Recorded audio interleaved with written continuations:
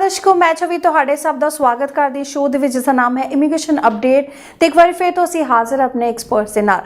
ਦਰਸ਼ਕੋ ਸਾਨੂੰ ਬਹੁਤ ਖੁਸ਼ੀ ਹੁੰਦੀ ਕਿ ਸ਼ੋਅ ਨੂੰ ਤੁਹਾਡਾ ਬਹੁਤ ਭਰਵਾਂ ਹੁੰਗਾਰਾ ਮਿਲ ਰਿਹਾ ਹੈ।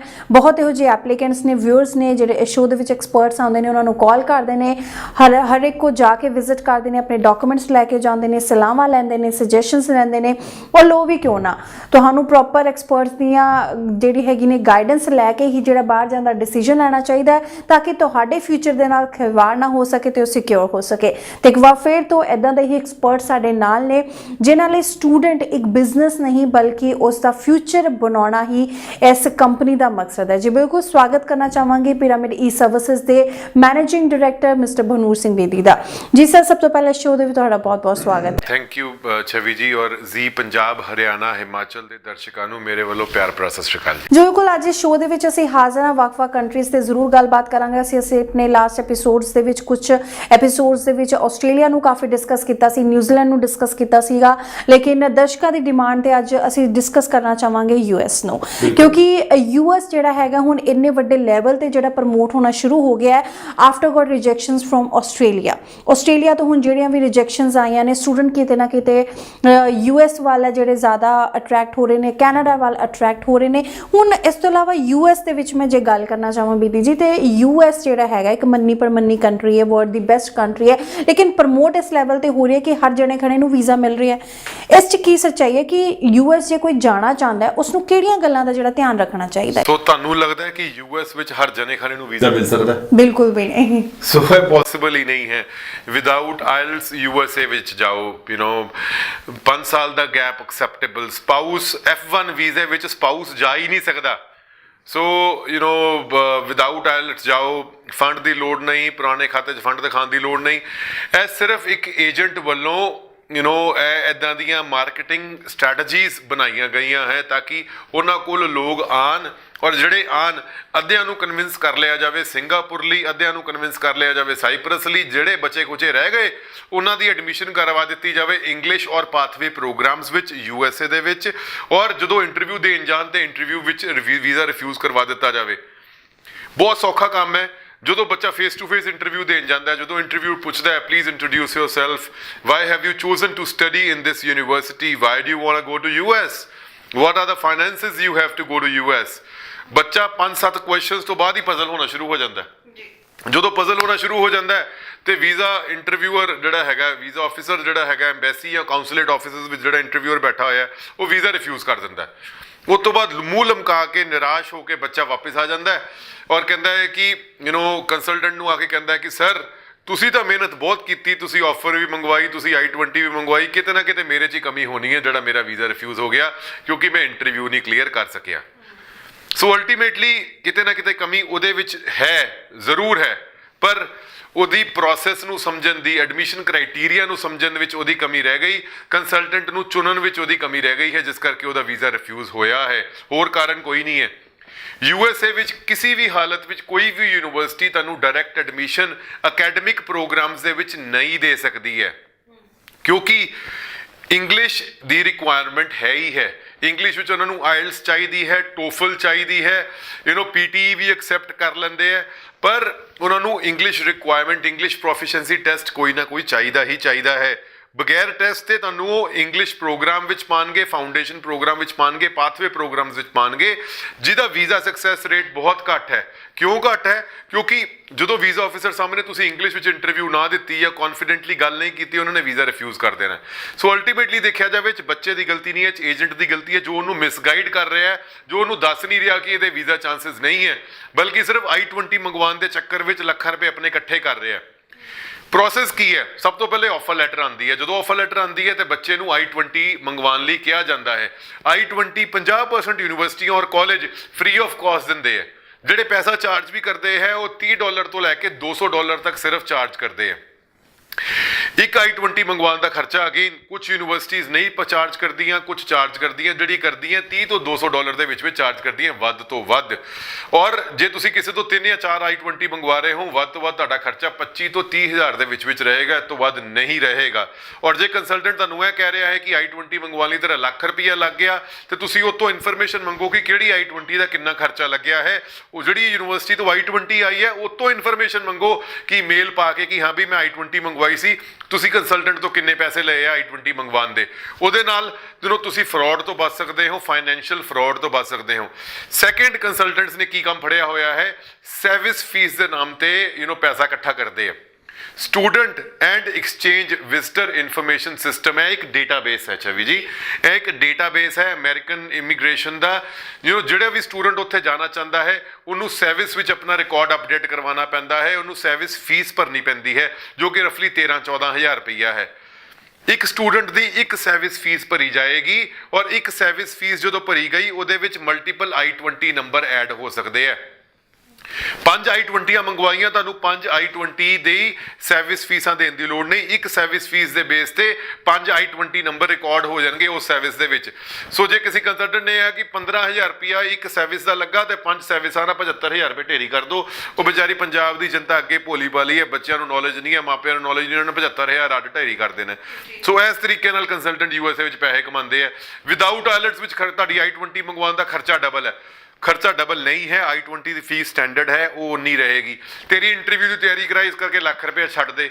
ਇੰਟਰਵਿਊ ਦੀ ਤਿਆਰੀ 2-4 ਹਜ਼ਾਰ ਰੁਪਏ 'ਚ ਹੋ ਜਾਂਦੀ ਹੈ। ਇੰਟਰਵਿਊ ਦੀ ਤਿਆਰੀ ਦੇ ਪੈਸੇ ਕਾਹਦੇ? ਵੀਜ਼ਾ ਆ ਜਾਊਗਾ 5 ਲੱਖ, 10 ਲੱਖ, 20 ਲੱਖ, 15 ਲੱਖ, ਜਿੰਨਾ ਜਿਹਦਾ ਮੂੰਹ ਹੈ ਉਹਨੇ ਮੂੰਹ ਅੱਡ ਕੇ ਅਗਲਾ ਪੈਸੇ ਮੰਗ ਲੈਂਦਾ ਹੈ। ਬਹੁਤ ਕੰਪਨੀਆਂ ਜਿਹੜੀਆਂ ਲੱਖਾਂ ਵਿੱਚ ਪੈਸੇ ਮੰਗ ਲੈਂਦੀਆਂ, ਬਹੁਤ ਕੰਪਨੀਆਂ ਜਿਹੜੀਆਂ ਹਜ਼ਾਰਾਂ 'ਚ ਸੰਤੁਸ਼ਟ ਹੋ ਜਾਂਦੀਆਂ। ਸੋ ਜੇ ਤੁਹਾਡੇ 'ਚ ਕੈਪੇਬਿਲਿਟੀ ਹੈ, ਜੇ ਤੁਹਾਡੇ 'ਚ ਕੈਲੀਬਰ ਹੈ, ਤੁਸੀਂ ਇੰਟਰਵਿਊ ਕਲੀਅਰ ਕਰ ਸਕਦੇ ਹੋ, ਤੇ ਲੱਖ ਰੁਪਏ ਕਿਉਂ ਕਿਸੇ ਨਾਲ ਟੁਕਨੇ ਹੈ? ਜੇ ਤੁਹਾਡੇ 'ਚ ਕੈਪੇਬਿਲਿਟੀ ਹੈ ਤੁਸੀਂ ਉਹ ਕੰਮ ਹਜ਼ਾਰਾਂ ਰੁਪਏ 'ਚ ਵੀ ਕਰਵਾ ਸਕਦੇ ਹੋ। USA ਦੇ ਵਿੱਚ ਕਦੀ ਵੀ ਯਾਦ ਰੱਖਣਾ, ਫੀਸ ਪਹਿਲੇ ਨਹੀਂ ਜਾਂਦੀ, ਸਿਰਫ i20 ਔਰ ਸਰਵਿਸ ਔਰ ਇਮੀਗ੍ਰੇਸ਼ਨ ਦੀ ਐਮਬੈਸੀ ਫੀਸ ਜਾਏਗੀ, ਦੈਟਸ ਅਬਾਊਟ ਇਟ ਹੈ। 3 ਫੀਸਾਂ ਜਾਣਗੀਆਂ।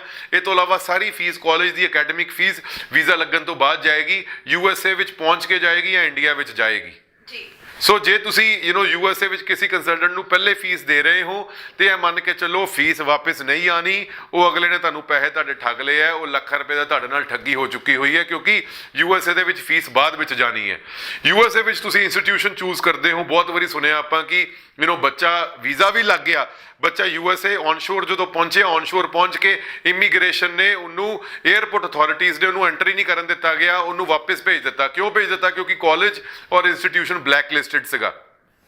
ਇੰਸਟੀਟਿਊਸ਼ਨ ਦੀ ਇਨਫੋਰਮੇਸ਼ਨ ਤੁਸੀਂ ਅਮਰੀਕਨ ਜਿਹੜੀ ਇਮੀਗ੍ਰੇਸ਼ਨ ਦੀ ਅਫੀਸ਼ੀਅਲ ਵੈਬਸਾਈਟ ਹੈ, ਤੁਸੀਂ ਉੱਥੇ ਜਾ ਕੇ ਲੈ ਸਕਦੇ ਹੋ, ਗੂਗਲ ਵਿੱਚ ਸਰਚ ਕਰ ਸਕਦੇ ਹੋ, ਜਾਂ ਪਿਰਾਮਿਡ ਈ ਸਰਵਿਸਿਜ਼ ਦਾ ਜਿਹੜਾ ਫ੍ਰੀ ਵੀਜ਼ਾ ਹੈਲਪਲਾਈਨ ਹੈ 92563 92563 92563, ਇੱਥੇ ਕਾਲ ਕਰਕੇ ਵੀ ਕਿਹੜੇ ਇੰਸਟੀਚਿਊਟ ਲੀਗਲ ਹੈ, ਕਿਹੜੇ ਇੰਸਟੀਚਿਊਟਸ ਡੋਜੀ ਔਰ ਫਰਾਡ ਹੈ, ਇਸ ਬਾਰੇ ਜਾਣਕਾਰੀ ਵੀ ਤੁਸੀਂ ਲੈ ਸਕਦੇ ਹੋ, ਤੁਹਾਨੂੰ ਆਪਾਂ ਜਾਣਕਾਰੀ ਵੀ ਦੇ ਸਕਦੇ ਹਾਂ। ਇੰਸਟੀਚਿਊਟ ਦੀ ਜਦੋਂ ਆਪਾਂ ਚੋਣ ਕਰਨੀ ਹੈ, ਬਹੁਤ ਇੰਪੋਰਟੈਂਟ ਹੈ ਕਿ ਆਪਾਂ ਡਿਗਰੀ ਜਾਂ ਮਾਸਟਰਸ ਡਿਗਰੀ ਵਿੱਚ ਡਾਇਰੈਕਟ ਜਾਈਏ, ਆਪਾਂ ਕੋਰਸਿਸ ਨਾ ਚੂਜ਼ ਕਰੀਏ। ਹੁਣ ਡਿਗਰੀ ਦਾ ਖਰਚਾ ਰਫਲੀ 20,000 ਤੋਂ ਸ਼ੁਰੂ ਹੋ ਜਾਂਦਾ ਹੈ, 1 ਸਾਲ ਦਾ 50,000 ਤੱਕ ਜਾਂਦਾ ਹੈ। ਜੇ ਸਾਡਾ ਖਰਚਾ ਆਪਾਂ ਅਫੋਰਡ ਨਹੀਂ ਕਰ ਪਾ ਰਹੇ ਹਾਂ, ਤੇ ਇੱਕ ਹੋਰ ਬਹੁਤ ਵਧੀਆ ਪਾਥ ਹੈ USA ਵਿੱਚ ਜਾਣ ਦਾ, ਉਹ ਹੈ ਕਮਿਊਨਿਟੀ ਕਾਲਜ ਵਿੱਚ university transfer program. Community college ਜਿੱਦਾਂ ਕੈਨੇਡਾ ਵਿੱਚ ਹੈਗੇ ਆ, ਉੱਦਾਂ USA ਦੇ ਵਿੱਚ ਵੀ ਘੱਟ ਤੋਂ ਘੱਟ 1000 ਕਮਿਊਨਿਟੀ ਕਾਲਜ ਹੈ। Overall 4500 institutes, 4500 government recognised, government approved institutes ਇਸ ਵੇਲੇ US ਦੇ ਵਿੱਚ ਕੰਮ ਕਰ ਰਹੀਆਂ, ਇਸ ਵੇਲੇ ਬੱਚਿਆਂ ਨੂੰ ਪੜ੍ਹਾ ਰਹੀਆਂ, ਜਿਹਦੇ ਵਿੱਚ 1000 ਤੋਂ ਉੱਪਰ ਕਮਿਊਨਿਟੀ ਕਾਲਜਸ ਹੈ। ਜਿਹੜੀ ਇੱਕ ਕਮਿਊਨਿਟੀ ਹੈ ਉਹਦੇ ਵਿੱਚ ਇੱਕ ਕਮਿਊਨਿਟੀ ਕਾਲਜ ਹੋਏਗਾ। ਕਮਿਊਨਿਟੀ ਕਾਲਜਸ ਨੂੰ ਇੰਟਰਨੈਸ਼ਨਲ ਸਟੂਡੈਂਟਸ ਲੈਣ ਦਾ ਪੂਰੀ ਅਥਾਰਟੀ ਹੈ, ਉਹਨਾਂ ਨੂੰ ਆਥੋਰਾਈਜੇਸ਼ਨ ਹੈ। ਕਮਿਊਨਿਟੀ ਕਾਲਜ ਵਿੱਚ 1 ਸਾਲ ਦੀ ਫੀਸ ਰਫਲੀ 10,000 ਤੋਂ 12,000 ਡਾਲਰ ਹੈ, ਜਿੱਥੇ ਯੂਨੀਵਰਸਿਟੀਜ਼ ਦੀ ਫੀਸ 20,000 ਤੋਂ 50,000 ਡਾਲਰ ਦੇ ਵਿੱਚ ਹੈ। ਸੋ 1/3 ਖਰਚਾ ਕਮਿਊਨਿਟੀ ਕਾਲਜਸ ਦਾ ਰਹਿ ਜਾਂਦਾ ਹੈ। ਜਿੱਥੇ ਡਿਗਰੀ ਵਿੱਚ 6 ਬੈਂਡ 6.5 ਬੈਂਡ ਦੀ ਮੰਗ ਕੀਤੀ ਜਾਂਦੀ ਹੈ, ਸੈਟ, GMAT ਔਰ GRE ਦੀ ਮੰਗ ਕੀਤੀ ਜਾਂਦੀ ਹੈ, ਕਮਿਊਨਿਟੀ ਕਾਲਜ ਵਿੱਚ 5.5 ਬੈਂਡ ਵੀ ਐਕਸੈਪਟੇਬਲ ਹੈ। 5.5 ਬੈਂਡ ਤੇ ਤੁਸੀਂ ਕਮਿਊਨਿਟੀ ਕਾਲਜ ਵਿੱਚ ਦਾਖਲਾ ਲੈਂਦੇ ਹੋ। ਸੈਕੰਡ ਈਅਰ ਤੋਂ ਬਾਅਦ ਡਾਇਰੈਕਟਲੀ 3rd ਈਅਰ ਵਿੱਚ ਤੁਸੀਂ ਜਾ ਸਕਦੇ ਹੋ। ਡਾਇਰੈਕਟਲੀ 3rd ਈਅਰ ਦੇ ਵਿੱਚ ਤੁਸੀਂ ਆਪਣਾ ਦਾਖਲਾ ਇੱਕ ਫੇਮਸ ਯੂਨੀਵਰਸਿਟੀ ਦੇ ਵਿੱਚ ਲੈ ਸਕਦੇ ਹੋ। ਸੋ 3rd ਈਅਰ ਦਾ ਜਿਹੜਾ ਖਰਚਾ ਹੈ ਉਹ ਆਟੋਮੈਟਿਕਲੀ ਤੁਹਾਡਾ ਖਤਮ ਹੋ ਜਾਏਗਾ। 3rd ਈਅਰ ਨੂੰ ਅਮਰੀਕਨ ਡਿਗਰੀ ਦੇ ਹਿਸਾਬ ਨਾਲ ਜੂਨੀਅਰ ਕਿਹਾ ਜਾਂਦਾ ਹੈ। ਫਸਟ ਈਅਰ ਨੂੰ ਕਿਹਾ ਜਾਂਦਾ ਹੈ ਫਰੈਸ਼ਮੈਨ, ਸੈਕੰਡ ਈਅਰ ਨੂੰ ਸਟੋਲ ਹਾਊਸ, 3rd ਈਅਰ ਨੂੰ ਕਿਹਾ ਜਾਂਦਾ ਜੂਨੀਅਰ, ਚੌਥੇ ਸਾਲ ਦੀ ਪੜ੍ਹਾਈ ਜਿਹਨੂੰ ਕਿਹਾ ਜਾਂਦਾ ਸੀਨੀਅਰ। ਸੋ 3rd ਈਅਰ ਦੀ ਪੜ੍ਹਾਈ ਤੁਹਾਡੀ ਵਿੱਚੋਂ ਨਿਕਲ ਜਾਏਗੀ ਤੇ ਤੁਸੀਂ ਕਮਿਊਨਿਟੀ ਕਾਲਜ ਰਾਹੀਂ ਆਪਣਾ ਐਂਟਰੈਂਸ ਲਓਗੇ ਔਰ 5.5 ਬੈਂਡ ਤੇ ਤੁਹਾਨੂੰ ਦਾਖਲਾ ਮਿਲ ਸਕਦਾ ਹੈ। ਡੈਡਲਾਈਨਸ ਦਾ ਵੀ ਕੋਈ ਰੌਲਾ ਨਹੀਂ ਹੈ। ਜੇ ਤੁਸੀਂ ਅੰਡਰ ਗ੍ਰੈਜੂਏਟ ਡਿਗਰੀ ਚੂਜ਼ ਕਰਨੀ ਹੈ ਤੇ ਇਨਸ਼ੋਰ ਕਰੋ ਕਿ ਕਰਿਕੂਲਰ ਪ੍ਰੈਕਟੀਕਲ ਟ੍ਰੇਨਿੰਗ ਤੁਹਾਡੀ ਪੜ੍ਹਾਈ ਦਾ ਪਾਰਟ ਜ਼ਰੂਰ ਹੋਵੇ। ਜਿਵੇਂ ਕੈਨੇਡਾ ਵਿੱਚ ਆਪਾਂ ਕੋਆਪ ਕਹਿੰਦੇ ਆ, ਅਮਰੀਕਾ ਵਿੱਚ ਆਪਾਂ CPT ਕਹਿੰਦੇ ਆ, ਕਰਿਕੂਲਰ ਪ੍ਰੈਕਟੀਕਲ ਟ੍ਰੇਨਿੰਗ, CPT ਦਾ ਮਤਲਬ ਹੈ ਕਿ ਪੜ੍ਹਾਈ ਦੇ ਦੌਰਾਨ 6-8 ਮਹੀਨੇ ਦੀ ਤੁਹਾਡੀ ਇੰਟਰਨਸ਼ਿਪ ਲੱਗਦੀ ਹੈ, ਉਹਦੇ ਵਿੱਚ ਤੁਸੀਂ ਕਮਾਈ ਵੀ ਕਰ ਸਕਦੇ ਹੋ। ਪੜ੍ਹਾਈ ਤੋਂ ਬਾਅਦ ਤੁਸੀਂ OPT ਤੁਹਾਨੂੰ ਮਿਲੇਗੀ 12 ਮਹੀਨੇ ਦੀ। ਜੇ ਤੁਹਾਡਾ ਪ੍ਰੋਗਰਾਮ STEM ਦੇ ਅੰਦਰ ਹੈ, ਸਾਇੰਸ, ਟੈਕਨੋਲੋਜੀ, ਇੰਜੀਨੀਅਰਿੰਗ ਔਰ ਮੈਥਮੈਟਿਕਸ, ਇਹਨੂੰ ਆਪਾਂ STEM ਕਹਿੰਦੇ ਹਾਂ, ਉਸ ਕਾਰਨਵਸ਼ ਤੁਹਾਨੂੰ 17 ਮਹੀਨੇ ਦਾ ਤੁਹਾਡਾ ਵਰਕ ਪਰਮਿਟ ਐਕਸਟੈਂਡ ਹੋ ਸਕਦਾ ਹੈ। ਸੋ ਡਿਗਰੀ ਕਰ ਲਈ, 12 ਮਹੀਨੇ ਦਾ ਵਰਕ ਪਰਮਿਟ ਮਿਲੇਗਾ, ਜਿਹਨੂੰ ਆਪਾਂ OPT ਦਾ ਨਾਮ ਦਿੰਦੇ ਹਾਂ, optional practical training, optional job training. 12 ਮਹੀਨੇ ਦੀ ਕਨਫਰਮਡ ਹੈ, ਪਰ ਜੇ ਤੁਹਾਡਾ ਪ੍ਰੋਗਰਾਮ STEM ਦੇ ਅੰਦਰ ਹੈ ਤੇ 17 ਮਹੀਨੇ ਹੋਰ ਐਕਸਟੈਂਡ ਹੋ ਸਕਦਾ ਹੈ, ਪ੍ਰੋਵਾਈਡਡ ਤੁਹਾਡਾ ਇੰਪਲੋਇਰ ਵੈਰੀਫਾਈਬਲ ਇੰਪਲੋਇਰ ਹੈ, ਮਤਲਬ ਉਹਦਾ ਰਿਕਾਰਡ USA ਦੀ ਗਵਰਨਮੈਂਟ ਦੇ ਵਿੱਚ ਰਜਿਸਟਰਡ ਹੈ, ਸੈਵਿਸ ਦੇ ਵਿੱਚ ਰਜਿਸਟਰਡ ਹੈ। ਸੋ ਬਹੁਤ ਇੰਟਰਸਟਿੰਗ ਔਰ ਕੰਪਲੈਕਸ ਸਿਸਟਮ ਹੈ USA ਦਾ। Pyramid Services American International Recruitment Council ਦੀ ਇੱਕ ਐਪਲੀਕੈਂਟ ਅਪਰੂਵਡ ਐਪਲੀਕੈਂਟ ਏਜੰਸੀ ਹੈ, ਵਿਚ ਮੀਨਸ ਕਿ ਯੂਨੀਵਰਸਿਟੀ ਸਾਨੂੰ ਕੰਟੈਕਟ ਕਰਦੀਆਂ ਕਿ ਸਾਨੂੰ ਬੱਚੇ ਚਾਹੀਦੇ, ਕਿਉਂਕਿ ਆਪਾਂ ਉੱਥੋਂ ਦੀ ਇੱਕ ਨਾਨ ਪ੍ਰੋਫਿਟੇਬਲ ਗਵਰਨਮੈਂਟ ਆਰਗੇਨਾਈਜੇਸ਼ਨ ਨਾਲ ਜੁੜੇ ਹੋਏ ਹਾਂ, ਜਿਹਦੇ ਨਾਲ ਸਾਨੂੰ ਯੂਨੀਵਰਸਿਟੀਜ਼ ਔਰ ਏਜੰਟਸ ਨੂੰ ਇੱਕ ਕਾਮਨ ਪਲੇਟਫਾਰਮ ਮਿਲਦਾ ਹੈ ਕੰਮ ਕਰਨ ਦਾ। ਸੋ ਜੇ ਤੁਸੀਂ ਅਮਰੀਕਾ ਵਿੱਚ ਸਟੂਡੈਂਟ ਵੀਜ਼ਾ ਲਗਾਉਣਾ ਚਾਹੁੰਦੇ ਹੋ, ਪਿਰਾਮਿਡ ਸਰਵਿਸ ਨਾਲ ਜ਼ਰੂਰ ਰਾਬਤਾ ਕਰੋ। ਚੰਗੇ ਕਾਲਜ, ਚੰਗੇ ਯੂਨੀਵਰਸਿਟੀ ਵਿੱਚ ਤੁਹਾਡਾ ਦਾਖਲਾ ਕਰਵਾਉਣ ਦਾ ਆਪਾਂ ਵਾਅਦਾ ਕਰਦੇ ਹਾਂ। ਬਿਲਕੁਲ ਸਰ, ਕਾਲਜ ਤੇ ਯੂਨੀਵਰਸਿਟੀਜ਼ ਜਿਹੜੀ ਐਡਮਿਸ਼ਨ ਦੇ ਦਿੰਦੇ, ਇੱਥੇ ਵੀ ਸਟੂਡੈਂਟਸ ਨੂੰ ਕਈਆਂ ਨੂੰ ਲੱਗਦਾ ਜਿਨ੍ਹਾਂ ਦੀ I-20 ਆ ਜਾਂਦੀ ਹੈ, ਕਈ 2 I-20 ਮੰਗਵਾ ਲੈਂਦੇ ਨੇ, 3 I-20 ਮੰਗਵਾ ਲੈਂਦੇ ਨੇ, ਕਿਤੇ ਨਾ ਕਿਤੇ ਨੂੰ ਇਹ ਲੱਗਣ ਲੱਗ ਪੈਂਦਾ ਜੇ ਕਾਲਜ ਨੇ ਸਾਨੂੰ ਐਡਮਿਸ਼ਨ ਦੇਤੀ ਹੈ, ਸਾਨੂੰ I-20 ਦੇਤੀ ਹੈ, ਸਾਨੂੰ ਆਫਰ ਦੇਤੀ ਹੈ ਤੇ ਸਾਡਾ ਵੀਜ਼ਾ ਵੀ ਲੱਗ ਜਾਏਗਾ। ਸੋ ਵੀਜ਼ਾ ਆਫਿਸਰ ਆਈਆਂ ਹੋਈਆਂ I-20s ਨੂੰ ਸਟੂਡੈਂਟਸ ਦੇ ਨਾਲ ਕਿਵੇਂ ਦੇਖਦੇ ਨੇ? ਕਿ ਉਹਨਾਂ ਨੂੰ ਲੱਗਦਾ ਕਿ ਜੇ ਕਾਲਜ ਇਹਨਾਂ ਨੂੰ ਐਡਮਿਸ਼ਨ ਦੇ ਰਿਹਾ ਤੇ ਹੋ ਸਕਦਾ ਇਹਨਾਂ ਦਾ ਕੇਸ ਪੋਜ਼ਿਟਿਵ ਹੋਵੇ? ਵੀਜ਼ਾ ਆਫਿਸਰ ਨੇ ਸਿਰਫ ਇੱਕੋ ਚੀਜ਼ ਦੇਖਣੀ ਹੈ ਕਿ ਤੁਹਾਡਾ ਰਿਸਰਚ ਤੁਸੀਂ ਕਿੰਨੀ ਕੀਤੀ ਹੈ। ਕਿਤੇ ਇਹ ਤਾਂ ਨਹੀਂ ਕਿਸੇ ਇੱਕ ਪ੍ਰਾਈਵੇਟ ਕਾਲਜ ਦੀ I-20 ਲੈ ਕੇ ਪਹੁੰਚ ਗਏ ਹੋ ਔਰ ਉੱਥੇ ਜਾ ਕੇ ਕਹਿੰਦੇ ਹੋ ਏਜੰਟ ਨੇ ਕਿਹਾ ਸੀਗਾ ਜੀ ਇਸ ਕਾਲਜ ਵਿੱਚ ਚੱਲ ਜਾ, ਮੈਂ ਆ ਗਿਆ। 100% ਵੀਜ਼ਾ ਰਿਫਿਊਜ਼ਲ ਹੈ। ਰਿਸਰਚ ਕਿੰਨੀ ਕੀਤੀ ਹੈ ਬਹੁਤ ਇੰਪੋਰਟੈਂਟ ਹੈ। ਫॉर ਐਗਜ਼ਾਮਪਲ ਜੇ ਮੈਂ ਕੈਲੀਫੋਰਨੀਆ ਜਾਣਾ ਚਾਹੁੰਦਾ, ਕੈਲੀਫੋਰਨੀਆ ਵਿੱਚ ਟੋਟਲ ਨੰਬਰ ਆਫ ਇੰਸਟੀਚਿਊਟਸ ਕਿੰਨੇ ਹੈ, ਉਹਨਾਂ ਇੰਸਟੀਚਿਊਟਸ ਵਿੱਚ ਬੈਸਟ ਇੰਸਟੀਚਿਊਟ ਕਿਹੜਾ ਸੀਗਾ, ਇਸ ਇੰਸਟੀਚਿਊਟ ਦਾ ਐਡਮਿਸ਼ਨ ਕ੍ਰਾਈਟੇਰੀਆ ਮੀਟ ਨਹੀਂ ਹੋਇਆ, ਇਸ ਕਰਕੇ ਮੈਂ ਕਮਿਊਨਿਟੀ ਕਾਲਜ ਦਾਖਲਾ ਲੈ ਲਿਆ। ਪਲੱਸ ਤੁਹਾਡੇ ਕੋਲ ਫਾਈਨੈਂਸਿਸ ਕਿੰਨੇ ਹੈ। ਜੇ ਤੁਸੀਂ ਅਮਰੀਕਾ ਜਾਣਾ ਚਾਹੁੰਦੇ ਹੋ, ਤੁਹਾਡੀ ਫੈਮਿਲੀ ਦੀ ਐਨੂਅਲ ਇਨਕਮ ਘੱਟ ਤੋਂ ਘੱਟ 12 ਲੱਖ ਹੋਣੀ ਜ਼ਰੂਰੀ ਹੈ। ਜੇ ਫੈਮਿਲੀ ਦੀ ਐਨੂਅਲ ਇਨਕਮ ਘੱਟ ਹੋਏਗੀ ਤੇ ਇੱਕੋ ਸਵਾਲ ਹੋਏਗਾ ਅੰਬੈਸੀ ਦੇ ਵੀਜ਼ਾ ਆਫਿਸਰ ਦਾ, ਇਮੀਗ੍ਰੇਸ਼ਨ ਦੇ ਵੀਜ਼ਾ ਆਫਿਸਰ ਦਾ, ਕਿ ਇਨਕਮ 12 ਲੱਖ ਹੈ, ਖਰਚਾ 20 ਲੱਖ ਹੈ, ਉਹ 8 ਲੱਖ ਰੁਪਈਆ ਕਿੱਥੋਂ ਕੱਢੋਗੇ? ਜੇ ਸੇਵਿੰਗ ਕੀਤੀ ਵੀ ਸੀ, ਪਹਿਲੇ ਸਾਲ ਦੀ ਸੇਵਿੰਗ ਹੋਊਗੀ, ਦੂਜੇ ਸਾਲ ਦੀ ਸੇਵਿੰਗ ਹੋਊਗੀ, ਤੀਜੇ ਸਾਲ ਦਾ ਖਰਚਾ ਕਿੱਥੋਂ ਕੱਢੋਗੇ? ਕਿਉਂਕਿ ਤੁਹਾਡੀ ਫੈਮਿਲੀ ਦੀ ਇਨਕਮ ਘੱਟ ਹੈ। ਸੋ ਇਹ ਚੀਜ਼ਾਂ ਬਹੁਤ ਇੰਪੋਰਟੈਂਟ ਹੈ। ਇੱਕ ਜਿਹੜਾ ਰੈਕੋਗਨਾਈਜ਼ਡ ਏਜੰਟ ਹੈ, ਜਿਹੜਾ ਮਨਜ਼ੂਰਸ਼ੁਦਾ ਕੰਸਲਟੈਂਟ ਹੈ, ਜਿਹਨੂੰ ਕੰਮ ਕਰਨ ਦਾ ਤਜਰਬਾ ਹੈ, ਉਹ ਹੀ ਤੁਹਾਨੂੰ ਇਹ ਗੱਲਾਂ ਦੱਸ ਸਕਦਾ ਹੈ। ਸੋ ਅਗਰ ਇਹਦੇ ਬਾਰੇ ਤੁਸੀਂ USA ਸਟੂਡੈਂਟ ਵੀਜ਼ਾ ਬਾਰੇ ਹੋਰ ਬਥੇਰੀ ਜਾਣਕਾਰੀ ਚਾਹੁੰਦੇ ਹੋ ਤੇ ਪਿਰਾਮਿਡ ਦਾ ਫ੍ਰੀ ਵੀਜ਼ਾ ਹੈਲਪਲਾਈਨ 92563 92563, ਇਹ ਤੇ ਤੁਸੀਂ ਕਾਲ ਕਰਕੇ ਇਨਫੋਰਮੇਸ਼ਨ ਲੈ ਸਕਦੇ ਹੋ, ਜਾਂ ਸਾਡਾ facebook.com/pyramid e-services, ਤੁਸੀਂ ਉੱਥੇ ਜੁੜ ਕੇ ਵੀ ਰੈਗੂਲਰ ਆਪਣੇ student visa related, immigration related updates receive ਕਰ ਸਕਦੇ ਹੋ। USA ਵਿੱਚ ਕਿਹੋ ਜਿਹੇ ਬੱਚਿਆਂ ਨੂੰ ਜਾਣਾ ਚਾਹੀਦਾ ਉਹ ਬਹੁਤ ਇੰਪੋਰਟੈਂਟ ਹੈ। ਜਿਹੜੇ ਬੱਚੇ ਕੈਨੇਡਾ ਦਾ ਵੀਜ਼ਾ ਰਿਫਿਊਜ਼ ਹੋ ਚੁੱਕਾ ਹੈ, 55% ਤੋਂ ਉੱਪਰ ਨੰਬਰ ਹੈ, 6 ਬੈਂਡ ਹੈ, ਗੈਪ ਨਹੀਂ ਸਟੱਡੀਜ਼ ਵਿੱਚ ਹੈਗਾ, ਪਰਿਵਾਰ ਦੀ ਐਨੂਅਲ ਇਨਕਮ 10-12 ਲੱਖ ਤੋਂ ਉੱਪਰ ਹੈ, ਉਹ USA ਦੇ ਲਈ ਇੱਕ ਆਈਡੀਅਲ ਪ੍ਰੋਫਾਈਲ ਹੈ। ਸੋ ਕੈਨੇਡਾ ਦਾ ਵੀਜ਼ਾ ਰਿਫਿਊਜ਼ ਹੋਇਆ ਹੈ, ਅੱਗੇ ਫਰਦਰ ਕੈਨੇਡਾ ਵਿੱਚ ਵੀਜ਼ੇ ਆਉਣ ਦੇ ਚਾਂਸਸ ਘੱਟ ਹੈ, ਜਾਂ ਆਸਟ੍ਰੇਲੀਆ ਨਿਊਜ਼ੀਲੈਂਡ ਜਾਣਾ ਨਹੀਂ ਚਾਹੁੰਦੇ ਤੇ USA ਇੱਕ ਬਹੁਤ ਅੱਛੀ ਡੈਸਟੀਨੇਸ਼ਨ ਹੈ। ਬਾਰਡਰ ਜਿਹੜਾ ਇਲਾਕਾ ਹੈ ਜਿੱਥੇ USA ਔਰ ਕੈਨੇਡਾ ਦਾ ਬਾਰਡਰ ਮਿਲਦਾ ਹੈ, ਉੱਥੇ ਵੀ ਕਾਫੀ ਯੂਨੀਵਰਸਿਟੀਜ਼ ਹੈ ਜਿੱਥੇ ਆਪਾਂ ਤੁਹਾਨੂੰ ਦਾਖਲਾ ਕਰਵਾ ਸਕਦੇ ਹਾਂ, ਤਾਂ ਕਿ ਤੁਸੀਂ ਵਿਜ਼ਟਰ ਵੀਜ਼ਾ ਲੈ ਕੇ ਆਪਣੇ ਰਿਲੇਟਿਵਸ ਨੂੰ ਵੀਕਐਂਡਸ ਤੇ ਮਿਲਣ ਆ ਸਕਦੇ ਹੋ, ਮਹੀਨੇ 'ਚ ਇੱਕ ਵਾਰੀ ਮਿਲਣ ਆ ਸਕਦੇ ਹੋ। ਸੋ ਬਹੁਤ ਅੱਛੀ ਓਪਰਚੁਨਿਟੀ ਹੈ। ਕੈਨੇਡਾ ਰਿਫਿਊਜ਼ਡ ਬੱਚਿਆਂ ਦੀ ਜਿਨ੍ਹਾਂ ਦੇ ਘੱਟ ਤੋਂ ਘੱਟ 55% ਨੰਬਰ ਹੈ, 2014-15 ਪਾਸ ਆਊਟ ਹੈ, ਔਰ 6 band overall each module 5.5 band stand ਹੈ ਜੀ ਬਿਲਕੁਲ, ਯਾਨੀ ਕਿ ਇਹ ਵੀ ਸਮਝਣ ਦੀ ਜ਼ਰੂਰਤ ਸੀਗੀ ਕਿ ਕਿੱਦਾਂ ਦੇ ਸਟੂਡੈਂਟਸ ਨੂੰ ਹੁਣ ਯੂਐਸ ਜਾਣਾ ਚਾਹੀਦਾ ਹੈ। ਯੂਐਸ ਜਿਹੜਾ ਹੈਗਾ ਜਿੰਨਾ ਸੁਣਨ ਦੇ ਵਿੱਚ ਆਸਾਨ ਲੱਗਦਾ ਹੈ, ਇਸ ਦੀ ਪ੍ਰੋਸੈਸਿੰਗ ਜਿਹੜੀ ਹੈਗੀ ਉਨੀ ਹੀ ਟੈਕਨੀਕਲ ਹੈ। ਸੋ ਇਹ ਪ੍ਰੋਸੈਸਿੰਗ ਉਹੀ ਐਕਸਪਰਟਸ ਕਰ ਸਕਦੇ ਨੇ ਜਿਹੜੇ ਕਾਫੀ ਸਾਲਾਂ ਤੋਂ ਇਸ ਫੀਲਡ ਦੇ ਵਿੱਚ ਕੰਮ ਕਰ ਰਹੇ ਨੇ ਤੇ ਸਟੂਡੈਂਟਸ ਨੂੰ ਜਿਹੜਾ ਸਰਵਿਸਿਜ਼ ਦਿੰਦੇ ਆ ਰਹੇ ਨੇ। ਬੋਲਣਾ ਦਰਸ਼ਕੋ ਬਹੁਤ ਆਸਾਨ ਹੁੰਦਾ ਲੇਕਿਨ ਕਰਨਾ ਔਖਾ ਹੁੰਦਾ, ਲੇਕਿਨ ਉਹਨਾਂ ਐਕਸਪਰਟਸ ਵਾਸਤੇ ਕੋਈ ਔਖਾ ਨਹੀਂ ਹੈ ਜਿਨ੍ਹਾਂ ਕੋਲ ਐਕਸਪੀਰੀਅੰਸ ਹੈ, ਐਕਸਪਰਟੀਜ਼ ਹੈਗੀਆਂ ਨੇ ਤੇ ਉਹਨਾਂ ਨੇ ਹੁਣ ਤੱਕ ਕਾਫੀ ਫਾਈਲਸ ਨੂੰ ਜਿਹੜਾ ਉਹ ਪ੍ਰੋਸੈਸ ਕੀਤਾ ਹੈ। ਸੋ ਪਿਰਾਮਿਡ ਈ ਸਰਵਿਸਿਜ਼ ਇਦਾਂ ਦੇ ਹੀ ਐਕਸਪਰਟਸ ਚੋਂ ਇੱਕ ਨੇ।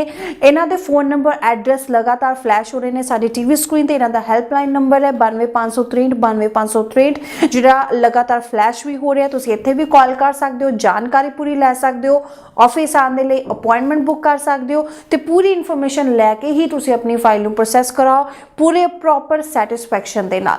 ਇਹ ਤਾਂ ਅਸੀਂ ਯੂਐਸ ਬਾਰੇ ਗੱਲ ਕੀਤੀ। ਇੱਕ ਆਖਰੀ ਸਵਾਲ ਯੂਐਸ ਦਾ ਮੈਂ ਜ਼ਰੂਰ ਪੁੱਛਣਾ ਚਾਹੂੰਗੀ, ਉਸ ਤੋਂ ਬਾਅਦ ਮੈਂ ਕੈਨੇਡਾ ਬਾਰੇ ਗੱਲ ਕਰਾਂਗੀ। ਜੇ ਨਾ ਸਟੂਡੈਂਟਸ ਦਾ ਤੁਸੀਂ ਕਿਹਾ ਰਿਫਿਊਜ਼ਡ ਕੇਸਿਸ ਤਾਂ ਯੂਐਸ ਹੁਣ ਜਾ ਹੀ ਸਕਦੇ ਨੇ, ਲੇਕਿਨ ਜਿਹੜਾ ਗੈਪ ਹੈ ਆਸਟ੍ਰੇਲੀਆ ਗੈਪ ਦੀ ਪ੍ਰੋਪਰ ਜਸਟੀਫਿਕੇਸ਼ਨ ਮੰਗਦਾ, ਕੈਨੇਡਾ ਤਾਂ ਐਕਸੈਪਟ ਹੀ ਨਹੀਂ ਕਰਦਾ। ਆਸਟ੍ਰੇਲੀਆ ਵੀ ਖੈਰ ਹੁਣ ਐਕਸੈਪਟ ਨਹੀਂ ਕਰ ਰਹੇ, ਲੇਕਿਨ ਜੇ ਪ੍ਰੋਪਰ ਜਸਟੀਫਿਕੇਸ਼ਨ ਹੋਵੇ ਤੇ ਬੱਚੇ ਆਪਣੀ ਫਾਈਲ ਲਗਵਾ ਦਿੰਦੇ ਨੇ। ਨਿਊਜ਼ੀਲੈਂਡ ਜਸਟੀਫਿਕੇਸ਼ਨ ਮੰਗਦਾ, ਲੇਕਿਨ ਵਟ ਅਬਾਊਟ ਯੂਐਸਏ? ਕਿਉਂਕਿ ਕਹਿੰਦੇ ਨੇ ਕਿ ਤੁਹਾਡਾ 5 ਸਾਲ ਦਾ ਗੈਪ ਹੈ ਤਾਂ ਵੀ ਤੁਸੀਂ ਅਪਲਾਈ ਕਰ ਸਕਦੇ ਹੋ। ਬਿਲਕੁਲ ਗਲਤ ਹੈ ਜੀ। ਜਸਟੀਫਿਕੇਸ਼ਨ ਤੁਹਾਨੂੰ ਦੇਣੀ ਹੀ ਪਏਗੀ। ਅਗੇਨ ਜਿਹੜੇ ਕੰਸਲਟੈਂਟ ਇਹੋ ਜਿਹੇ ਵਾਅਦੇ ਕਰਦੇ ਆ ਬੇਸਿਕਲੀ ਉਹ ਇੱਕ ਆਪਣੀ ਪ੍ਰੋਸੈਸਿੰਗ ਫੀਸ, ਆਪਣੀ ਫੀਸਾਂ ਇਕੱਠੀ ਕਰਨ ਲਈ ਇਹ ਵਾਅਦੇ ਕਰਦੇ ਆ। ਜਸਟੀਫਿਕੇਸ਼ਨ ਤੁਹਾਨੂੰ ਜ਼ਰੂਰ ਦੇਣੀ ਪਏਗੀ ਯੂਐਸਏ ਦੇ ਕੇਸ ਵਿੱਚ ਵੀ। ਜੀ ਬਿਲਕੁਲ, ਯਾਨੀ ਕਿ ਯੂਐਸ ਵੀ ਜੇ ਤੁਸੀਂ ਜਾਣਾ ਚਾਹੁੰਦੇ ਹੋ, ਕਹਿ ਰਹੇ ਹੋ ਕਿ ਗੈਪ ਬਹੁਤ ਜ਼ਿਆਦਾ ਹੈ ਲੇਕਿਨ ਚੱਲ ਸਕਦਾ ਹੈ, ਇਦਾਂ ਨਹੀਂ ਚਲੇਗਾ, ਤੁਹਾਨੂੰ ਪ੍ਰੋਪਰ ਜਸਟੀਫਿਕੇਸ਼ਨ ਦੇਣੀ ਪਏਗੀ। US United state of America world the best country ਹੈ, ਉੱਥੇ ਜਾਣਾ ਇੰਨਾ ਆਸਾਨ ਨਹੀਂ ਹੈ ਜਿੰਨਾ ਆਸਾਨ ਤੁਹਾਨੂੰ ਐਡਵਰਟੀਜ਼ਮੈਂਟਸ ਦੇ ਵਿੱਚ ਲੱਗਦਾ ਹੈ। ਸੋ ਪ੍ਰੋਪਰ ਤਰੀਕੇ ਨਾਲ ਅਵੇਅਰ ਹੋਵੋ, ਯੂਐਸ ਨੂੰ ਸਮਝਣ ਦੀ ਜ਼ਰੂਰਤ ਹੈ, ਇਹਨਾਂ ਦੇ ਟੈਕਨੀਕਲ ਪੁਆਇੰਟਸ ਨੂੰ ਜਿਹੜਾ ਹੈਗਾ ਅਵੇਅਰ ਹੋਣ ਦੀ ਇਸ ਦੇ ਨਾਲ ਜ਼ਰੂਰਤ ਹੈ। ਸੋ ਹੁਣ ਮੈਂ ਗੱਲ ਕਰਨਾ ਚਾਹਾਂਗੀ ਕੈਨੇਡਾ ਦੀ। ਕੈਨੇਡਾ ਜਿਹੜਾ ਹੈਗਾ ਬਹੁਤ ਜ਼ਿਆਦਾ ਪ੍ਰਮੋਟ ਹੁੰਦਾ ਹੈ, ਲੇਕਿਨ ਇਹਦੇ ਰੂਲਸ ਐਂਡ ਰੈਗੂਲੇਸ਼ਨਸ ਜਿਹੜੇ ਹੈਗੇ ਨੇ ਬੱਚਿਆਂ ਦੇ ਕਾਫੀ ਜ਼ਿਆਦਾ ਰੂਬਰੂ ਨੇ, ਕਿਸ ਤਰ੍ਹਾਂ ਦੇ ਸਟੂਡੈਂਟਸ ਜਾ ਸਕਦੇ ਨੇ। ਉਸ ਤੋਂ ਬਾਵਜੂਦ ਵੀ ਜਿਹੜੇ ਸਟੂਡੈਂਟਸ ਨੇ ਕੈਨੇਡਾ ਤੋਂ ਰਿਫਿਊਜ਼ ਹੁੰਦੇ ਨੇ।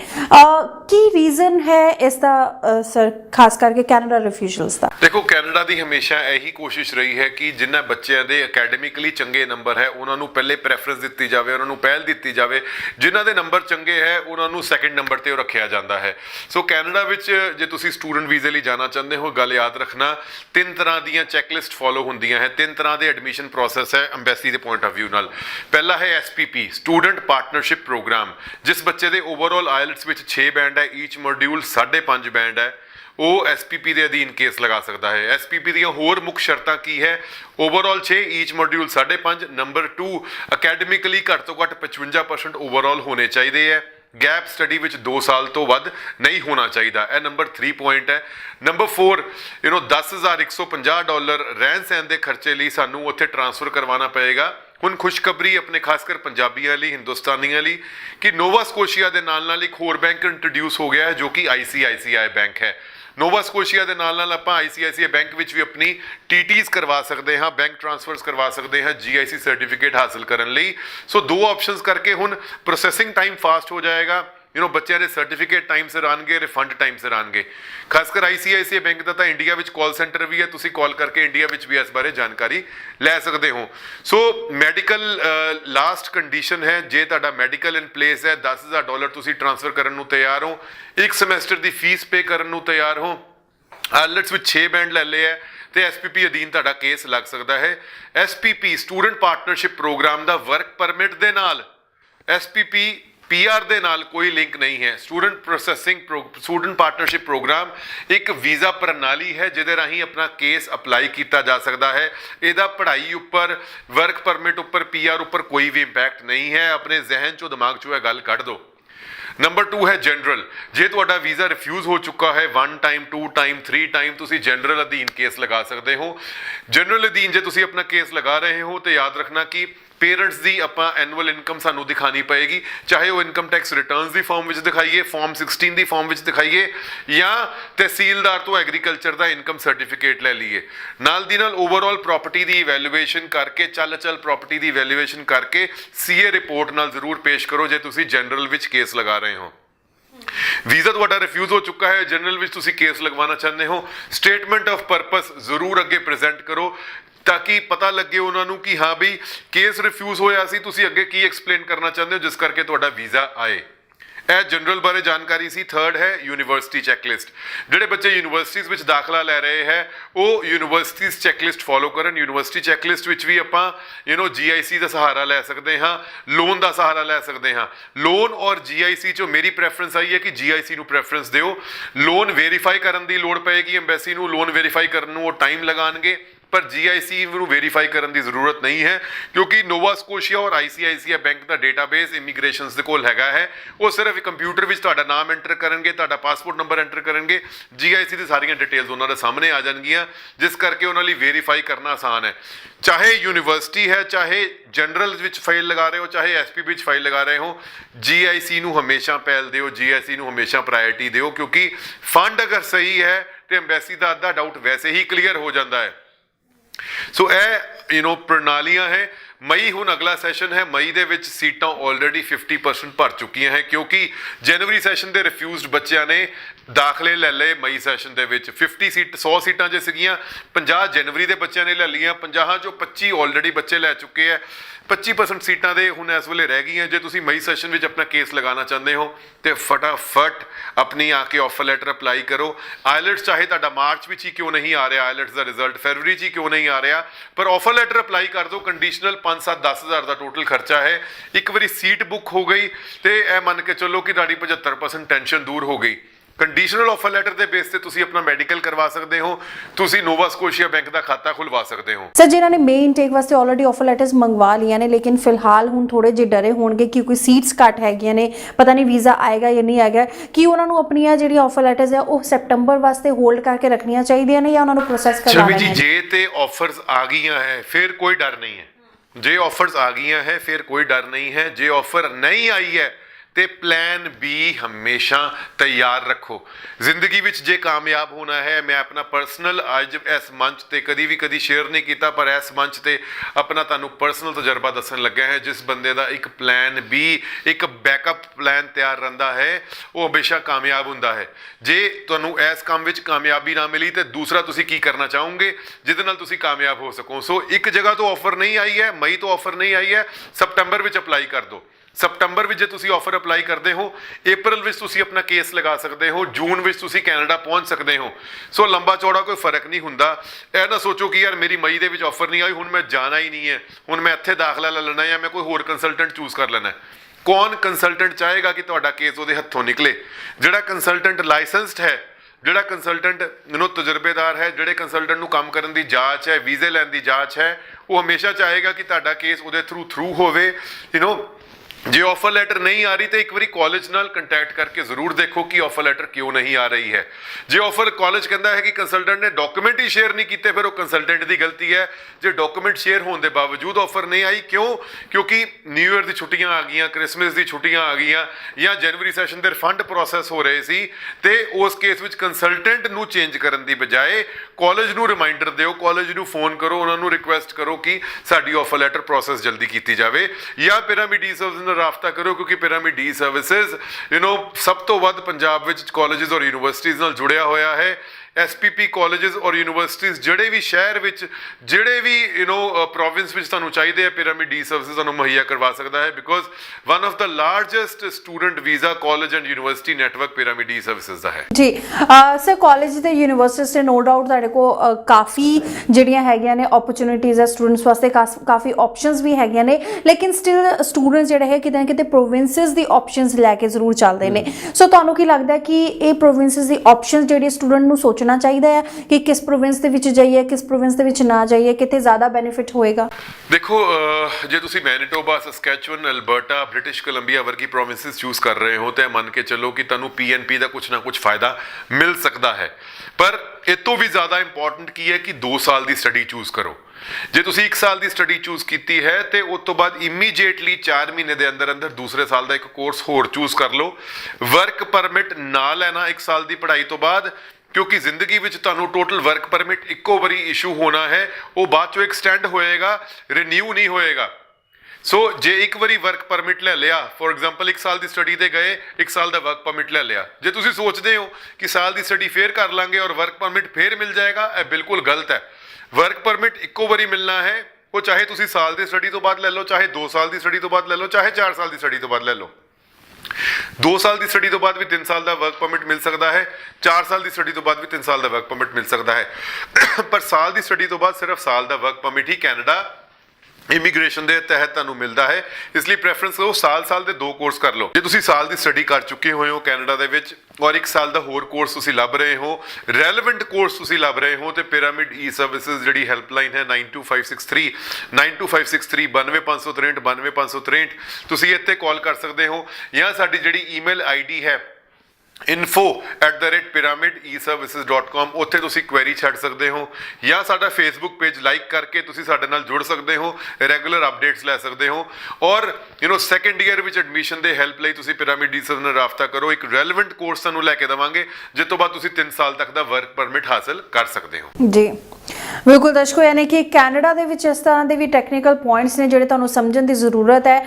ਜਿੱਦਾਂ ਦੇ ਗੱਲਾਂ ਤੁਹਾਨੂੰ ਇੱਥੋਂ ਹੀ ਪਤਾ ਲੱਗੀਆਂ ਹੋਣਗੀਆਂ ਤੇ ਉੱਥੇ ਜਾ ਕੇ ਜਿਹੜਾ ਤੁਸੀਂ ਮਿਸਗਾਈਡ ਨਹੀਂ ਹੋ ਸਕਦੇ। ਬਹੁਤ ਵਾਰ ਹੁੰਦਾ ਕਿ ਸਟੂਡੈਂਟਸ ਉੱਥੇ ਚਲੇ ਜਾਂਦੇ ਨੇ, ਸਾਲ ਦਾ ਕੋਰਸ ਕਰਦੇ ਨੇ, ਉਸ ਤੋਂ ਬਾਅਦ ਉਹਨਾਂ ਨੂੰ ਵਾਪਸ ਆਉਣਾ ਪੈਂਦਾ, ਵੀਜ਼ਾ ਐਕਸਟੈਂਡ ਨਹੀਂ ਹੁੰਦਾ, ਕੋਈ ਇਲੀਗਲ ਜਿਹੜੇ ਹੈਗੇ ਨੇ, ਕੁਝ ਸਟੂਡੈਂਟਸ ਇਲੀਗਲ ਰਹਿੰਦੇ ਨੇ। ਸੋ ਇਦਾਂ ਦੀਆਂ ਚੀਜ਼ਾਂ ਜਿਹੜੀਆਂ ਹੈਗੀਆਂ ਕਾਫੀ ਜ਼ਿਆਦਾ ਹੁੰਦੀਆਂ ਨੇ। ਸੋ ਇਹਨਾਂ ਨੂੰ ਅੱਜ ਦੀ ਡੇਟ ਦੇ ਵਿੱਚ ਅਵੋਇਡ ਕਰਨ ਦੀ ਜ਼ਰੂਰਤ ਹੈ ਔਰ ਤੁਹਾਨੂੰ ਅਵੇਅਰ ਹੋਣ ਦੀ ਜ਼ਰੂਰਤ ਹੈ। ਔਰ ਹੋਵੋਗੇ ਕਿਉਂ ਨਾ, ਕਿਉਂਕਿ ਤੁਹਾਡੇ ਕੋਲ ਇਸ ਤਰ੍ਹਾਂ ਦੇ ਐਕਸਪਰਟਸ ਬੈਠੇ ਨੇ ਜਿਨ੍ਹਾਂ ਨੂੰ ਹੁਣ ਕਾਫੀ ਜ਼ਿਆਦਾ ਟਾਈਮ ਹੋ ਚੁੱਕਿਆ ਹੈ ਇਮੀਗ੍ਰੇਸ਼ਨ ਦੇ ਫੀਲਡ ਦੇ ਵਿੱਚ ਜਿਹੜਾ ਕੰਮ ਕਰਦੇ ਹੋਏ, ਸਰਵਿਸਿਜ਼ ਦਿੰਦੇ ਹੋਏ। ਸੋ ਇਹਨਾਂ ਦੀ ਸਲਾਹਾਂ ਨੂੰ ਜ਼ਰੂਰ ਤੁਹਾਨੂੰ ਕੰਸੀਡਰ ਕਰਨਾ ਚਾਹੀਦਾ। ਇਸ ਤੋਂ ਇਲਾਵਾ ਤੁਸੀਂ ਇਹਨਾਂ ਦੇ ਹੈਲਪਲਾਈਨ ਨੰਬਰ 92563 92563 ਤੇ ਕਾਲ ਕਰ ਸਕਦੇ ਹੋ। ਇਹਨਾਂ ਦਾ ਹੈਲਪਲਾਈਨ ਨੰਬਰ ਲਗਾਤਾਰ ਫਲੈਸ਼ ਹੋ ਰਿਹਾ ਸਾਡੀ ਟੀਵੀ ਸਕਰੀਨ ਤੇ। ਇਹਨਾਂ ਦੇ ਫੋਨ ਨੰਬਰ, ਐਡਰੈਸ ਫਲੈਸ਼ ਹੋ ਰਹੇ ਨੇ। ਤੁਸੀਂ ਅਪਾਇੰਟਮੈਂਟ ਵੀ ਲੈ ਸਕਦੇ ਹੋ ਆਪਣੇ ਪੈਰੈਂਟਸ ਨਾਲ, ਆਪਣੇ ਅਕੈਡਮਿਕਸ ਲੈ ਕੇ ਇਹਨਾਂ ਦੇ ਆਫਿਸ ਜਾਓ, ਪ੍ਰੋਪਰ ਕੰਸਲਟ ਕਰੋ, ਇੱਕ ਪ੍ਰੋਪਰ ਸੈਸ਼ਨ ਲਵੋ ਤੇ ਡਿਸਾਈਡ ਕਰੋ ਕਿ ਕਿਹੜੀ ਕੰਟਰੀ ਦੇ ਵਿੱਚ ਤੁਹਾਡੇ ਵੀਜ਼ਾ ਆਉਣ ਦੇ ਜਿਹੜੇ ਚਾਂਸਸ ਨੇ ਉਹ ਕਾਫੀ ਜ਼ਿਆਦਾ ਬ੍ਰਾਈਟ ਨੇ, ਕਿਉਂਕਿ ਹਰ ਬੱਚਾ, ਹਰ ਐਪਲੀਕੈਂਟ ਕਿਸੇ ਨਾ ਕਿਸੇ ਕੰਟਰੀ ਦੇ ਵਿੱਚ ਜਾ ਸਕਦਾ ਹੈ। ਸਿਰਫ ਉਸਨੂੰ ਇੱਕ ਰਾਈਟ ਡਾਇਰੈਕਸ਼ਨ ਦੀ ਜ਼ਰੂਰਤ ਹੈ, ਉਹੀ ਦਿੰਦਾ ਜਿਹੜਾ ਜੈਨੂਇਨ ਹੋਏਗਾ, ਪ੍ਰੋਫਿਟ ਆਪਣਾ ਫਾਇਦਾ ਨਾ ਸੋਚਦੇ ਹੋਏ ਬੱਚੇ ਦੇ ਫਿਊਚਰ ਬਾਰੇ ਸੋਚੇਗਾ। ਸੋ ਇਸ ਗੱਲ ਨੂੰ ਜਿਹੜਾ ਤੁਹਾਨੂੰ ਕੰਸੀਡਰ ਕਰਨਾ ਚਾਹੀਦਾ ਹੈ। ਸੋ ਇੱਕ ਆਖਰੀ ਸਵਾਲ ਮੈਂ ਜ਼ਰੂਰ ਪੁੱਛਣਾ ਚਾਹੂੰਗੀ ਕਿ ਕੈਨੇਡਾ ਨੂੰ ਲੈ ਕੇ, ਯੂਨੀਵਰਸਿਟੀਜ਼ ਨੂੰ ਲੈ ਕੇ ਬੱਚੇ ਕਾਫੀ ਜ਼ਿਆਦਾ ਕਨਫਿਊਜ਼ ਵੀ ਰਹਿੰਦੇ ਨੇ, ਕਿਉਂਕਿ ਡਰੇ ਵੀ ਹੁੰਦੇ ਨੇ ਕਿ ਇੱਥੋਂ ਤਾਂ ਅਸੀਂ ਸੁਣਦੇ ਹਾਂ ਕਿ ਯੂਨੀਵਰਸਿਟੀਜ਼ ਬਹੁਤ ਵੱਡੀਆਂ ਵੱਡੀਆਂ ਨੇ, ਲੇਕਿਨ ਅਸਲੀਅਤ ਉਦੋਂ ਪਤਾ ਚੱਲਦੀ ਹੈ ਜਦੋਂ ਸਟੂਡੈਂਟਸ ਉੱਥੇ ਪਹੁੰਚਦਾ ਆ। ਸੋ ਕੀ ਇੰਟਰਨੈਟ ਤੇ ਵੀ ਜਦੋਂ ਸਟੂਡੈਂਟ ਸਰਚ ਕਰਦਾ ਯੂਨੀਵਰਸਿਟੀਜ਼ ਦੇ ਪ੍ਰੋਫਾਈਲ ਬਾਰੇ, ਤੇ ਕੀ ਸਰ ਉਹ ਪ੍ਰੋਫਾਈਲਸ ਸਹੀ ਜਿਹੜਾ ਹੈਗਾ ਸਟੂਡੈਂਟਸ ਨੂੰ ਇਨਫੋਰਮੇਸ਼ਨ ਦਿੰਦੇ ਨੇ ਜਾਂ ਨਹੀਂ? ਕੈਨੇਡਾ ਵਿੱਚ ਜੇ ਤੁਸੀਂ ਜਾਣਾ ਚਾਹੁੰਦੇ ਹੋ, ਹਮੇਸ਼ਾ ਇੱਕ ਗੱਲ ਯਾਦ ਰੱਖਣਾ, ਗਵਰਨਮੈਂਟ ਇੰਸਟੀਟਿਊਸ਼ਨਸ ਨੂੰ ਚੂਜ਼ ਕਰੋ, ਚਾਹੇ ਕਾਲਜ ਹੈ ਚਾਹੇ ਯੂਨੀਵਰਸਿਟੀ ਹੈ। ਅਗਰ ਗਵਰਨਮੈਂਟ ਹੈ ਤਾਂ ਤੁਹਾਡੇ ਨਾਲ ਧੋਖੇ ਦਾ ਕੋਈ ਸਵਾਲ ਨਹੀਂ ਹੈ। ਮੈਂ ਵੈਨਕੂਵਰ, ਬ੍ਰਿਟਿਸ਼ ਕੋਲੰਬੀਆ ਵਿੱਚ ਇਹੋ ਜਿਹੀ ਯੂਨੀਵਰਸਿਟੀਜ਼ ਵੀ ਜਾਣਦਾ ਜਿਹੜੀ 2-2 4-4 ਕਮਰੇ 'ਚ ਬਣੀਆਂ ਹੋਈਆਂ ਔਰ ਨਾਮ ਯੂਨੀਵਰਸਿਟੀ ਹੈ। ਇਹ ਮੰਚ ਇੱਕ ਸਹੀ ਮੰਚ ਨਹੀਂ ਹੈ ਉਹਨਾਂ ਦਾ ਨਾਮ ਲੈਣ ਲਈ, ਨਹੀਂ ਤਾਂ ਮੈਂ ਨਾਮ ਵੀ ਡਿਸਕਲੋਜ਼ ਕਰ ਸਕਦਾ ਸੀ। ਪਰ ਆਪ ਤੁਸੀਂ ਸਰਚ ਕਰੋ, ਆਪ ਰਿਸਰਚ ਕਰੋ। ਪ੍ਰਾਈਵੇਟ ਯੂਨੀਵਰਸਿਟੀਜ਼ ਦਾ ਅਗਰ ਤੁਸੀਂ ਸਟੇਟਸ ਦੇਖਣਾ ਚਾਹੁੰਦੇ ਹੋ, ਉਹਨਾਂ ਦੀ ਰੈਂਕਿੰਗ ਜ਼ਰੂਰ ਦੇਖੋ। ਕਾਲਜਿਸ ਦੀ ਰੈਂਕਿੰਗ ਚਾਹੇ ਨਹੀਂ ਹੈ ਕੈਨੇਡਾ ਵਿੱਚ ਜਾਂ ਯੂਐਸ ਵਿੱਚ, ਪਰ ਯੂਨੀਵਰਸਿਟੀਜ਼ ਦੀ ਰੈਂਕਿੰਗ ਜ਼ਰੂਰ ਹੈ। ਸੋ ਜੇ ਤੁਸੀਂ ਪ੍ਰਾਈਵੇਟ ਕੋਈ ਯੂਨੀਵਰਸਿਟੀ ਚੂਜ਼ ਕਰ ਰਹੇ ਹੋ, ਉਹਦੀ ਰੈਂਕਿੰਗ ਜ਼ਰੂਰ ਦੇਖੋ, ਜਾਂ ਅੱਖ ਬੰਦ ਕਰਕੇ ਗਵਰਨਮੈਂਟ ਯੂਨੀਵਰਸਿਟੀ ਚੂਜ਼ ਕਰੋ। ਹੁਣ ਯੂਨੀਵਰਸਿਟੀ ਦੀ ਡੈਡਲਾਈਨਸ ਮੈਂ ਤੁਹਾਨੂੰ ਜ਼ਰੂਰ ਸ਼ੇਅਰ ਕਰਨਾ ਚਾਹਾਂਗਾ ਇਸ ਮੰਚ ਤੇ। ਯੂਜੂਅਲੀ ਜੇ ਸਪਟੰਬਰ ਵਿੱਚ ਤੁਸੀਂ ਕਿਸੇ ਯੂਨੀਵਰਸਿਟੀ ਵਿੱਚ ਅਪਲਾਈ ਕਰਨਾ ਚਾਹੁੰਦੇ ਹੋ ਅੰਡਰ ਗ੍ਰੈਜੂਏਟ ਡਿਗਰੀ ਲਈ, ਤੇ 30 ਮਾਰਚ ਜਾਂ 1 ਅਪ੍ਰੈਲ ਉਹਨਾਂ ਦੀ ਡੈਡਲਾਈਨ ਹੁੰਦੀ ਹੈ। ਜੇ ਮਾਸਟਰਸ ਕਰਨਾ ਚਾਹੁੰਦੇ ਹੋ, ਅਗੇਨ 15 ਅਪ੍ਰੈਲ ਤੱਕ ਡੈਡਲਾਈਨ ਹੁੰਦੀ ਹੈ ਮਾਸਟਰਸ ਪ੍ਰੋਗਰਾਮ ਲਈ। ਸੋ 2015 ਔਰ 2014 ਵਾਲੇ ਬੱਚੇ 2016 ਸਪਟੰਬਰ ਸੈਸ਼ਨ ਲਈ ਹੁਣੀ ਅਪਲਾਈ ਕਰਨ। ਜਿਹੜੇ ਬੱਚੇ ਬਹੁਤ ਲਾਇਕ ਹੈ, ਜਿਨ੍ਹਾਂ ਦੇ ਨੰਬਰ 85% ਤੋਂ ਉੱਪਰ ਹੈ, 90% ਦੇ ਆਸ-ਪਾਸ ਹੈ, ਉਹ Canada the leading university of Waterloo ਵਿੱਚ ਅਪਲਾਈ ਕਰ ਸਕਦੇ ਆ। ਪਿਰਾਮਿਡ ਈ ਸਰਵਿਸਿਜ਼ ਇੱਕ ਅਪਰੂਵਡ ਏਜੰਸੀ ਹੈ ਯੂਨੀਵਰਸਿਟੀ ਆਫ ਵਾਟਰਲੂ ਦੇ ਲਈ। University of Waterloo computer engineering, IT engineering the number 1 university ਹੈ ਕੈਨੇਡਾ ਲਈ। ਜਾਂ ਓਵਰਆਲ ਅਗਰ ਦੇਖਿਆ ਜਾਵੇ ਵਰਲਡ ਦੀ ਟੌਪ 100 ਯੂਨੀਵਰਸਿਟੀਜ਼ ਵਿੱਚ ਯੂਨੀਵਰਸਿਟੀ ਆਫ ਵਾਟਰਲੂ ਫਾਲ ਕਰਦੀ ਹੈ।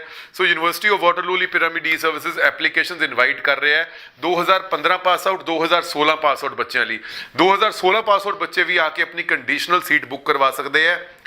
ਜੂਨ ਤੱਕ ਵੀ ਜੇ ਤੁਸੀਂ ਸਾਰੇ ਜੁਲਾਈ ਤੱਕ ਵੀ ਜੇ ਤੁਸੀਂ ਸਾਰੇ ਡਾਕੂਮੈਂਟੇਸ਼ਨ ਕੰਪਲੀਟ ਕਰ ਦੋਗੇ ਤਾਂ ਵੀ ਤੁਸੀਂ ਯੂਨੀਵਰਸਿਟੀ ਆਫ ਵਾਟਰਲੂ ਲਈ ਅਪਲਾਈ ਕਰ ਸਕਦੇ ਹੋ, ਪ੍ਰੋਵਾਈਡਡ ਤੁਸੀਂ ਹੁਣ ਆਪਣਾ 10ਵੀਂ 11ਵੀਂ ਔਰ ਰੈਫਰੈਂਸ ਲੈਟਰ ਸਾਨੂੰ ਪ੍ਰੋਵਾਈਡ ਕਰੋ। ਜੇ ਤੁਸੀਂ ਰੈਫਰੈਂਸ ਲੈਟਰ 10ਵੀਂ ਔਰ 11ਵੀਂ ਦੇ ਡਾਕੂਮੈਂਟਸ ਪ੍ਰੋਵਾਈਡ ਕਰ ਰਹੇ ਹੋ ਤੇ ਸਪਟੈਂਬਰ ਸੈਸ਼ਨ ਤੁਹਾਡਾ ਮਿਸ ਨਹੀਂ ਹੋਏਗਾ, ਇਹ ਮੈਂ ਤੁਹਾਡੇ ਨਾਲ ਵਾਅਦਾ ਕਰਦਾ ਹਾਂ। ਸੋ ਨਾ ਹੀ ਸਿਰਫ ਯੂਨੀਵਰਸਿਟੀ ਆਫ ਵਾਟਰਲੂ, ਹੋਰ ਅਨੇਕਾਂ ਸੈਂਕੜਾ ਯੂਨੀਵਰਸਿਟੀਜ਼ ਵਿੱਚ ਆਪਾਂ ਅੰਡਰ ਗ੍ਰੈਜੂਏਟ ਡਿਗਰੀਜ਼ ਲਈ ਔਰ ਮਾਸਟਰਸ ਡਿਗਰੀ ਲਈ ਹੁਣ ਐਪਲੀਕੇਸ਼ਨਸ ਇਨਵਾਈਟ ਕਰ ਰਹੇ ਹਾਂ। ਜੀ ਬਿਲਕੁਲ ਦਰਸ਼ਕੋ, ਅੱਜ ਸ਼ੋਅ ਦੇ ਵਿੱਚ ਇੰਨਾ ਹੀ। ਹੁਣ ਵੇਲਾ ਹੋ ਚਲੇ ਇਜਾਜ਼ਤ ਲੈਣ ਦਾ। Sir thank you so much for being in this show.